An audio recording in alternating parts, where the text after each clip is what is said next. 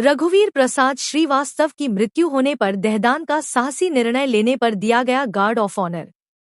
टीकमगढ़ जिले की नगर परिषद बड़ागांव धसान निवासी 82 वर्षीय रघुवीर प्रसाद श्रीवास्तव की आज मृत्यु उपरांत देहदान का साहसी निर्णय लेने पर शासन के निर्देशानुसार गार्ड ऑफ ऑनर दिया गया।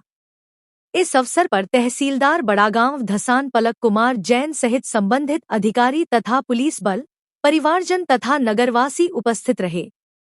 ज्ञातव्य है कि खरे मोहल्ला नगर परिषद बड़ागांव धसान निवासी श्री रघुवीर प्रसाद श्रीवास्तव ने बुंदेलखंड चिकित्सा महाविद्यालय सागर में मृत्यु उपरांत देहदान का निर्णय लिया था।